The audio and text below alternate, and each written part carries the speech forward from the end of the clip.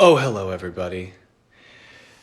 There's no business like show business, like no business I know. Everything about it is appealing, everything that traffic will allow. Nowhere could you get that happy feeling when you are stealing that extra bow. There's no people like show people, they smile when they are low. Even with a turkey that you know will fold, you may be stranded out in the cold. Still you wouldn't change it for a sack of gold. Let's go on with the show. Let's go on with the show. Hollywood. What's up, everybody?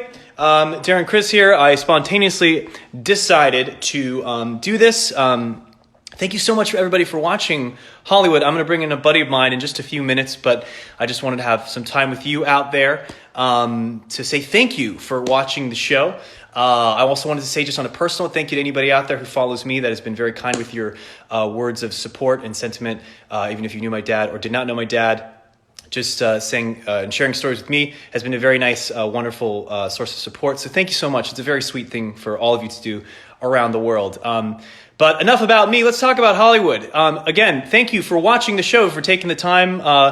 It's only 7-8 episodes, so people have been binging it, have been talking about it. Thank you for sharing with your friends and for sharing your thoughts with us. It's been really exciting, and we've been really happy that you guys have been as excited about watching it as we were making it. So speaking of making it, I just wanted to share some words, some stories that I wanted to clear the air about.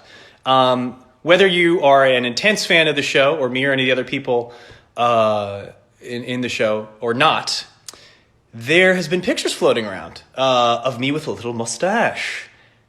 Which I know what you're thinking. I must ask you what the deal with that is, Darren. So for my screen test, yes, we did a little thing called a screen test, which you might be familiar with because in the show there are screen tests where we wanted to see what the look and feel of the show was. And at the very beginning, I was talking about Ryan having this sort of Errol Flynn mustache, this little thin pencil mustache, which when you have all the getup on looks awesome. It looks fucking amazing. However, this was summer, and when you're in the 1940s outfit, you're like, God, this is great. This is a great look. We got to have this for the show. It's so great for the character and the time period. But as soon as you get out of those clothes and you put yourself into regular clothes, you just look like a weirdo. Do not think I was unaware of this. I couldn't broadcast this. I had to go to an event later that night, and they took a picture of it, and I was like, oh, shit. I'm going to have to rock this in regular clothes, and people are just going to make fun of me. But ultimately, they decided that they didn't want the mustache. Here's a quick story about that before I bring my friend on. So I thought, it looked great. If you're doing a period piece, little things like that really help you get into character. And I was waiting to hear what was going on because I wanted to know whether or not I was going to have this mustache. I had to do a show in Vegas with Steve Aoki, and I was like, man, I'm going to look really ridiculous if I have this pencil mustache. And people who don't know that I'm part of the show there's going to be no context. So this was like a really big, decision to be made whether or not I was going to have this thing. And I was told that the algorithm decided against it, which made me go, wait a second. So is there just like this almighty Oz-like algorithm, like the holy algorithm of Netflix? There's like a bunch of monks, worshiping it in the middle of the Netflix building, like a glowing giant N that just says yes or no to like things. Should it have sparkles in it? Yes, the algorithm is pleased with sparkles. Darren Criss has a little pencil mustache. We think it looks really great for the period. Oh great mighty algorithm, surely have it. No, the algorithm is displeased with his mustache. I don't know if that's what happened, but that's what I have to believe because a lot of data is collected, and they have things where certain age gaps with certain age actors with certain mustaches, the watchability goes down. I don't know. That's a decision for you guys to make, and feel free to fight amongst yourselves.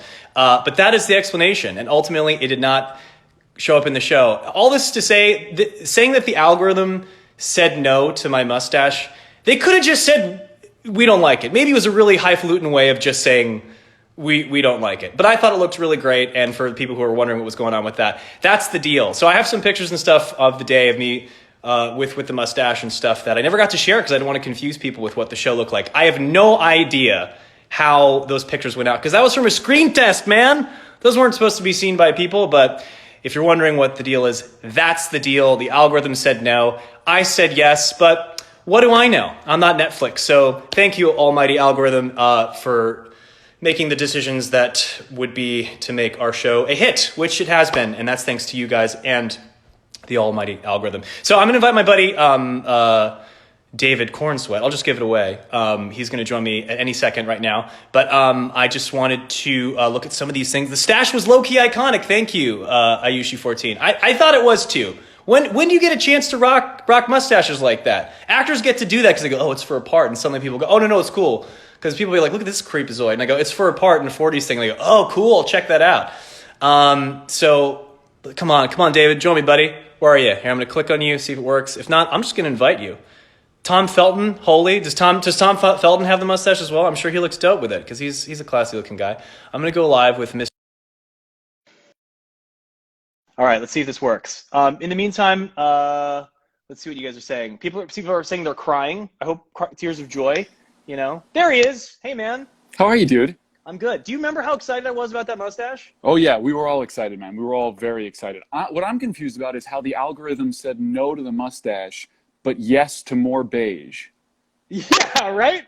They said, oh, almighty algorithm, is there enough beige here? And it said, no, more beige. More beige. The algorithm likes off yellow. Yeah, and I'm careful with how I say that because I think that's a compliment to the set designers who were actually fully aware of the abundance of beige in the 40s. I think they just really dug it then. It looks great. Well, and it's really important, you know, like the sets are so lavish, but then how do you not overshadow the actors? Because they could if they wanted to. They really could, and they're like, let's more not. Beige.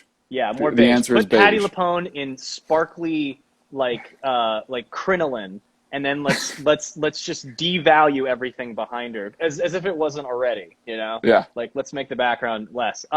David, what are your thoughts on your look for the show? Because, by the way, we had met before, but that was the day that I got to kind of meet you on set, and I was very excited. It was a very exciting day for me because I got to watch you do your thing in the character, in the accent, and in the outfit. Did you have any opinions of what your look should be for this show? No, I have very few opinions most of the time. I just like to roll with what's thrown at me. I mean, the easy thing was, most of it was like I got to cut my hair finally the length that I normally would keep it. It was like this long before, and I had never had it that long before, so I was ready to cut it. I ran into Michelle, the key hair stylist on the show, and before we started the show, and she handed me a photo of Marlon Brando with very short hair, and I said, "Am I going to get to cut my hair short?" And she said, "Yeah," and I was like, "Can we do it now?" And so we literally walked over to the trailer and she cut it right then. So you usually rock long hair because I see you got a little bun. This is my normal hair. This is what I No. like. So I don't, all my life, I never had long hair until The Politician and after The Politician. I just let it grow after The Politician and then nobody told me to cut it. And then, so this is when I invented this contraption, which I'm calling a brow band. It's sort of a band that goes around your brow and then it holds your hair back. I think it's a real quarantine staple for those of us who can't make it to the barbershops and who don't trust our roommates or significant others to shave our heads. I know. I've been wondering if I should go down that road. I've watched a lot of like how-to videos on haircuts. Would you do it yourself? I'm kind of, that's bold. If not for the challenge, yeah, I kind of want to say I did it, but I also don't want to say how badly I fucked it up. Matt Bomer apparently I'm reading the comments. Matt Bomer was here a second ago. Matt, if you're still here, I love you, buddy. Hello. Feel free to kick me out and bring him in, man. Matt Bomer. Oh, no. It's okay. Matt, you're not in the show. Maybe they have a second season. You know, hey, you guys out there on the internet, kind of spread the word around. We don't have control over that. There is no official second season for the show, but hey, I wouldn't mind. I think that'd be fun. Be great. I think the algorithm would be pleased if the internet was contributing to its, desire to make a second season. Darren, do you know what the plan is for 3.5 minutes from now? The 3.5 minutes mark is an important thing to bring up because we are going to go on sorry, Instagram gods. We're migrating over to Twitterland for some of you kids. That might sound like an old-fashioned social media service, but we're going to be watching episodes 3 and 4 of Hollywood, and we're going to be live tweeting that because as much as I'd love to live stream, we want to watch and engage and like answer questions while people are watching those 2 episodes because we had fun doing it just a few days ago. In the next 4 minutes, do you want to do dramatic mid-Atlantic readings of some of these comments? Because I read, yes, 100% yes. I read one that someone said to you, David, I wish you would take me to Dreamland. That's great. Do I just have to pick one, or will you throw one up for me? Oh, I don't know. You just have to keep going. People are going to watch it. Are you going to be watching it for real this time? Was what someone said. Darren will be ignoring me like last time. Oh, David, you know I could never really ignore it. This isn't really mid-Atlantic. This is just more like melodrama 40s accent. You know, okay. So I mean, but that's more fun than otherwise. It would just be Ryan Murphy is the algorithm. That would be mid-Atlantic. Exactly. It's not as fun. Yeah. David, you are the most hilarious man on social media. I see. I don't know why I'm going for like frail damsel. It's a trope. It's a trope. Yeah, it works. I know. Bring in Miss Kincaid, says Hollywood Netflix. That's understandable. And I absolutely believe that. Yeah, Miss Kincaid. Oh my God, people I know, my family's watching this. This is weird. Oh God, you be careful. Well, hey, you get naked and have all kinds of sexy time in the show. So I was about to say, don't say anything dirty. I won't. I'm just letting them know what they're in for. If they haven't watched the show, this Instagram is just it's child's play compared to that. Oh yeah. We got 3 minutes left. David? Tell you what. Okay. Let me ask you this: are you queued up and ready to go? Are you ready to hit play? Because I'm starting at 5. Because the other night you were behind. I was behind. I know. And I'm not interested in this delay thing anymore. I want you on top of things. Okay, I will be on it. So I'll do my best. So I'm going to give everybody enough time to get out of here, get their Netflix started up. If you've already seen it, maybe you want to watch again. Or more importantly, if you haven't seen it and know somebody that hasn't and you want to see their reactions, maybe film their reactions to some of the things that you think are pretty racy.